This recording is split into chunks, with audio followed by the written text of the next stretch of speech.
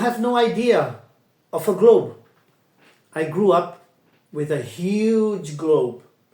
My father, as an ambassador, he really needed to know what is what, who is who, where is where, what's going on. So in those days, it was the Vietnam War, the Korean War.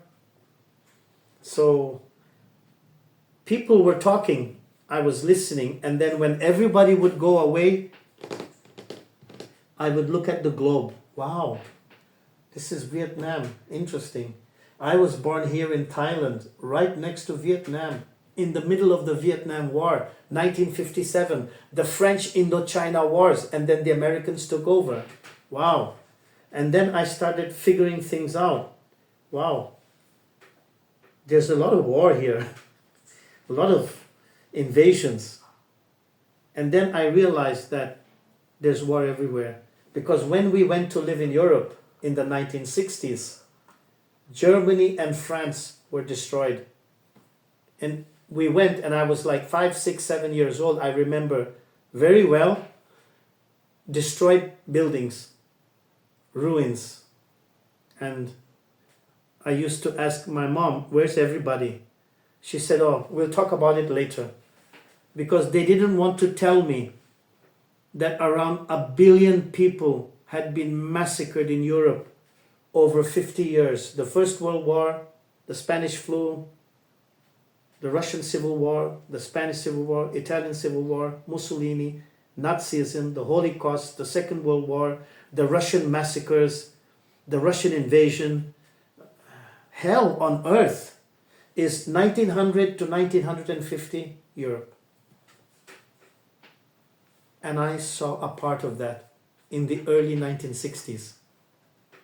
And I used to go and, wow, it's such a small part of the world. But there's a lot of war going on. And I studied about Rome, and I found out that it's non-stop war. And the Battle of Troy, non-stop war before that. Wow. People have no idea because they have no access to the globe. For example, turning the globe round and round, I realized, wow, what is this? It's called the Pacific Ocean. It's enormous. It's enormous. So, one of the reasons why the Americas were cut off from the rest of humanity was the tremendous size of the Pacific Ocean and the terrible storms and cold of the Atlantic Ocean. There are stories of Vikings discovering America before, in the 800s, 900s, whatever. The concept of we discovered it first, we discovered it, it's really, really ridiculous. People are living there, have been living there for thousands and thousands of years. How can you discover it? How can you say something like that? It's because when you're living in a bubble, inside a wall, and everybody's telling you you're the greatest, you're the best, you're the greatest, you're the best, but you never go outside the wall to see for yourself, boots on the ground, and come back and say that's a lie. It's a total lie. People over there are not barbarians. They don't follow the demon. There is no demon. Nobody's against us. They want to do trade with us. China and India traded with Rome. Everybody knows about that. The Roman coins are everywhere in India. Even in China they find Roman coins, Roman products. So, the Indians and Chinese never invaded Europe or Rome. It's ridiculous. In fact, they traded with Africa and Europe. And Alexandria was one of the most important cities of the old world because it was a trading city where people all over the world came and traded. When you are familiar with the globe, and I'm saying this to anyone, you should have a globe on your table. It can be a smaller globe or it can be an enormous globe. The bigger the better. You can see things. For example, we're looking at the Caribbean. It's really tiny. Haiti, Santo Domingo, Cuba, Jamaica, Trinidad and Tobago, really small. However, everyone goes there for their holidays, fun in the Caribbean, fun in Acapulco. The Russians and Spanish retire in Cuba. They love Cuba. Americans go to Costa Rica. Everyone loves Trinidad and Tobago and Santo Domingo. So even if it's small, it's really, really important. Why is it so important? It's accessible from Europe, from America, from South America. And soon they will have many tourists coming from Africa, because in the next 2 to 5 years, Africa will develop and we will have many African tourists traveling around the world. The desert will not be a limitation anymore. So this part of the world will be receiving many more tourists. The climate is good, but the people are wonderful. The music is unbelievable. And so we should understand that although the Caribbean is not a war civilization, they've never had empires, they're not the greatest or the best or whatever, but it's a wonderful place with wonderful people. I spent a lot of time in Cuba, in Colombia, in Florida. It's a wonderful part of the world. When you have a globe, you begin to appreciate that we have crossroads. What is this? What is TARIQ talking about? Crossroads. There's a very famous film. Watch the film and try to understand. The concept of crossroads is that that's where we meet. That's where we see what's coming, what's going, what's there. When you live here in the poles, you're living in the extremes. Nothing's going to happen except extreme cold. The crossroads is where things are happening, where you discover. The Caribbean is one of the most important crossroads. People from Africa, people from Europe have been traveling to the Caribbean thousands of years ago. The Pacific Ocean is not a crossroads, unfortunately. It's too big, too dangerous. People tried. There's a famous book called Mutiny on the Bounty. People tried to go to Tahiti. It was a terrible experience. Very, very difficult. India is the principal crossroads of planet Earth. This is the center, the main crossroads. And people of the world basically look like Indians. We have people here that are very similar to Indo-Africans, Indo-Chinese, Indonesian. It's the crossroads. People come, people go. And mainly people go because the population of India has always been the biggest, the largest in history. Thousands and thousands of years ago, India was heavily populated because it's a tropical environment.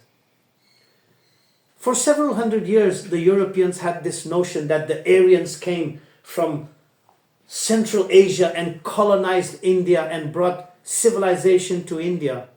That has been debunked. There was no Aryan invasion or migration from Europe. There were no Aryans in Europe. There were very few people, hunters and gatherers. The Indian population has been overflowing, spill over. And the Indians have been migrating because a part of Western India has suffered non-stop droughts. No rains, no water. Rajasthan, Pakistan, the southern part of Iran, the desert in Saudi Arabia were 5,000 years ago forests. A lot of people lived there, but they had to move. So these people moved to the Mediterranean. Other people moved to the Asian steppes, which after the Ice Age became livable. People could survive. It was not ice and snow all the time. So Crossroads is a meeting place. Again, I'm talking about BRICS, because the whole concept of BRICS plus 13 is that today it is the universal crossroads of planet Earth.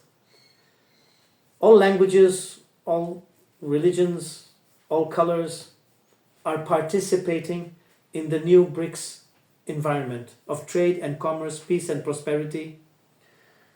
It's a crossroads. Now, when we talk about G7, it's a club just for the elite. Exclusive. Like I said, exclusivism. We don't want you with us. You turn your back. So what happened was that this part of the world, Western Europe, became exclusive. It's just our color, our religion, our civilization. The rest don't exist. And the systems that they created, the IMF, the World Bank, the United Nations, were basically their own club with their followers. Now, this system has been permanently broken. People are looking for breathing space, for a crossroads where they are welcome, an inclusive culture. And this is what the BRICS is representing. And by the way, I don't work for the BRICS, I receive nothing, but I believe in the concept because it is the story of my life. I was born in Thailand, I'm in Sao Paulo, Brazil, and I spent a large part of my life in the global south. And I love it. People are kind and nice, and the weather is wonderful. And if anyone has the opportunity, travel around the globe. Go to Thailand, Indonesia, come to Brazil, come to Uruguay, go to the Caribbean. Get to know other cultures, especially Crossroads, because it's in the crossroads where we discover wonderful things. The pyramids in Egypt, Ethiopia, the temples in India, Angkor Wat in Cambodia, the pyramids of Mexico, Guatemala. They're all at the crossroads. Most of the great constructions, megaliths, are all around a latitude. Fantastic. It's something that we have to think about. Once you have a globe, and once you start globe trotting or globe watching, to get the idea of globe trotting, I started globe trotting because after globe watching, I became so fascinated and so in love with planet Earth that I really wanted to find out what's there.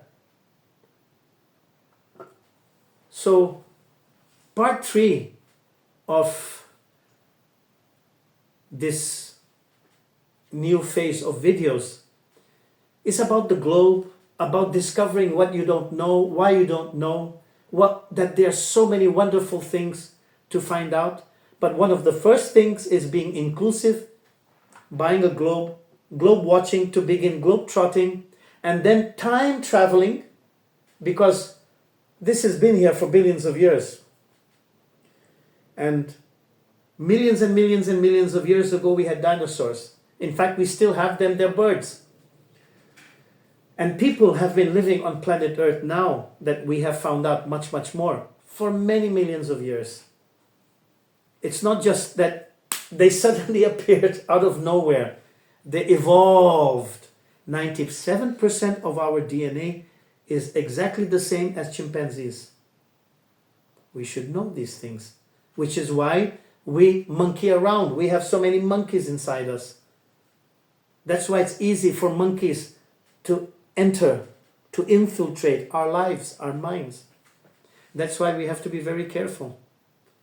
However, with the help of the globe, of inclusiveness, of being at the crossroads, welcoming people, welcoming learning, we can start appreciating this opportunity that we have of living on this wonderful planet with so many wonderful things to offer and to discover. Please subscribe and continue watching. We have more videos. Thank you very much.